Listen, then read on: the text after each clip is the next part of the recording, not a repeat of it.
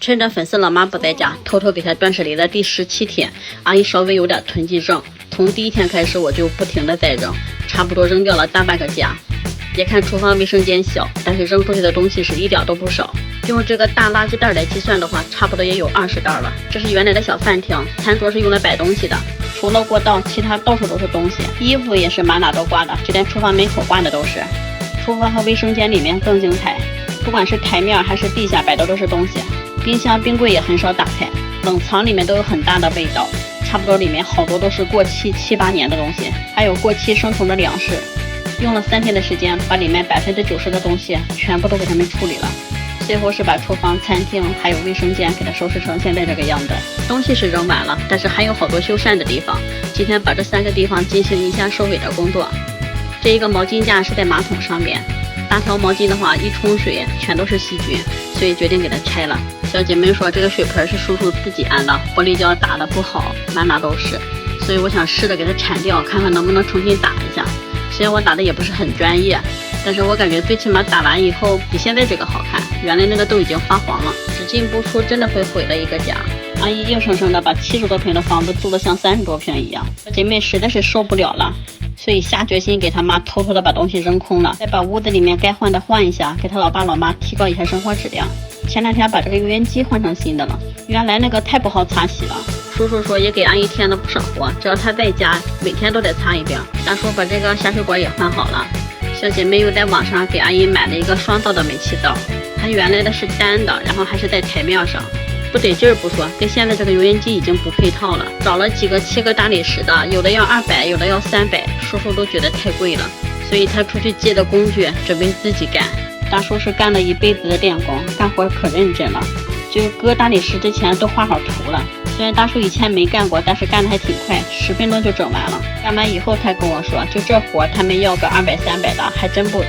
就这个白粉真的浑身都是，这一样就值了。这个柜子里面是重灾区，幸亏干活之前把里面的酱油醋啥的全都拿走了，要不然就等着收拾去吧。我买了点膜，把所有的柜、窗户啥的全都给它粘上了，这样能好收拾一点，上面就拿抹布简单的擦一下就行。这头的煤气管挺紧的，我拔了半天没拔下来，但是插的煤气灶那一块可松了，稍微一碰就掉了。我还跟大叔说呢，幸亏把这个煤气灶换了，要不然太危险了。这个厨房是属于第2次收拾了，一开始没想着换煤气灶和油烟机，等我收拾完发完视频以后，小姐妹看到那个油烟机接油盒坏了嘛，所以就想到给阿姨换一个油烟机。后来又看到评论区建议换一个煤气灶，所以小姐妹就索性把煤气灶也买回来一起换了，这才有了这次收拾。可能有的人觉得做了太多的重复工作了，应该从一开始就规划好了换什么东西，哪个地方该怎么弄。其实我感觉这都很正常的，就收拾这样有人住的房子，都是一边收拾一边发现哪有问题，然后好再去修缮。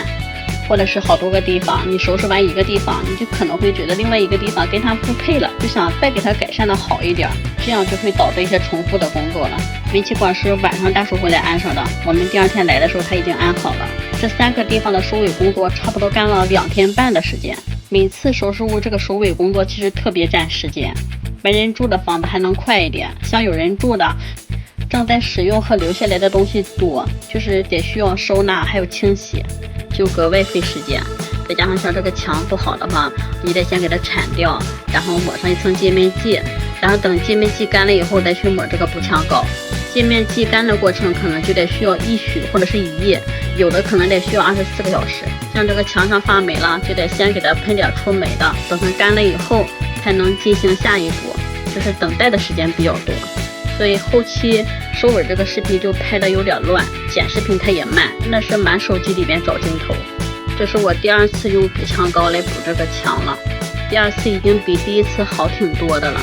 叔叔他们家这个墙我敢整，是因为它前面有个餐桌，到时候整不好的话它也会挡一挡，就是没有在特别明面上。补墙膏抹完以后又等了1天，然后干了以后用砂纸给它打一打，这样有一些高低不平凸出来的地方就给它抹掉了，看起来就更顺眼一些。这个角落抹完以后上下的颜色差距有点太大了，所以我又买了一桶墙面漆给它滚一滚，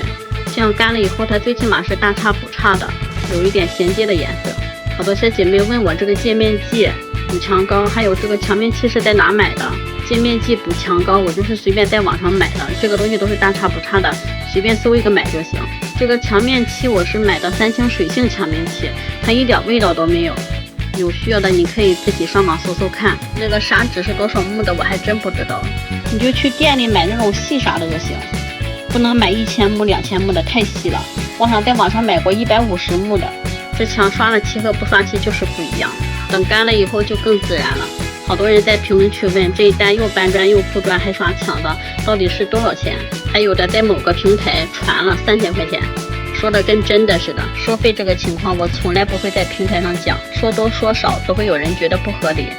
我在阿姨家一共干了21天，就吃住它也不止这些钱，这个费用肯定不低于市场价。我觉得只要双方都愿意就行，而且多干的活小姐妹也多给钱。好多人心疼我太累了这个活，说真的，就现在我干这个活跟我之前那个活一对比的话，真的是轻松挺多的，而且我也挺愿意干的，还能拍视频。我说过好多次了，可能有的新粉不知道，我以前跑外卖的时候天天9点出门，晚上8点下线，下线以后有的时候手里有单，可能还得送一会儿，到家有的时候8点半，有的时候9点，就是说一天有11、2个小时我是一直在外面跑单的。我指的这11、2个小时是不停的，几乎不停啊，就中午吃饭我也是上线的状态，可能用个10分8分的，喝完粥吃2个包子接着干活了。那个工作强度真的特别累，主要他会楼上楼下的跑，有的时候餐出不来着急也需要跑，害怕送晚了扣钱，害怕投诉扣钱，一天那个神经特别紧张，心脏不好的真的干不了那个活。那我也坚持跑了3年，是从拍视频以后我才不干那么长时间的，一天可能就干个在线时长，干8个小时就回来了，然后再拍视频剪视频，反正一天也不闲着。就我敢发誓我说的这都是真的。我跑乐跑的那3年，在我们队里面干活那都是靠前的，好多男的都干不过我。大连的榜1我都干过好几次，这个冰柜叔叔终于给他卖了，可耻不得了，但是他拗不过小姐妹，卖了100块钱，其实一个冰箱就够叔叔用的了。所以说现在干的这个活对我来说真的算是小活，还有那个刨地啊、搬砖呀啥的更不算啥了。我从小学4、5年级10几岁的时候就跟着我爸我妈下地去刨地，地远的中午都带着饭，从早上一直干到晚上，大人干多长时间我们就干多长时间，可能我也是从小锻炼出来了，干点活不觉得累哈。你看我都拍断舍离视频拍了1年了，好多人问我你不累吗？这么天天干，其实我觉得还好，也有那么几天是累的时候，但是晚上睡一觉第2天就好了。最起码我现在干这个活不用跑，不用颠，也不用像跑外卖那样精神那么紧张，就是收拾屋呗。这也是我喜欢的，我从小在家就愿意收拾屋，可能好多地方干的还不好，但是慢慢长经验呗。而且我当初拍视频就是为了有一天我不跑外卖，毕竟那个活不是长久，而且还有危险性。我最开始的2年拍视频就是拍做饭的，拍了2年多，才1万多粉丝，也挣不了什么钱，但是我也坚持日更了。后来有一天稀里糊涂干到断舍离这个赛道上了，现在感觉还挺好的，有点小流量，所以呢我必须得把握住这个机会，别说是不累，就是再累的活我也能坚持。而且收拾屋的过程中就把这些小活干一干，也浪费不了多长时间，主要是我会干，如果说我不会干的话我也不管。小姐妹她们的房子变得比原来好看了，而且我也能多拍1期2期的视频，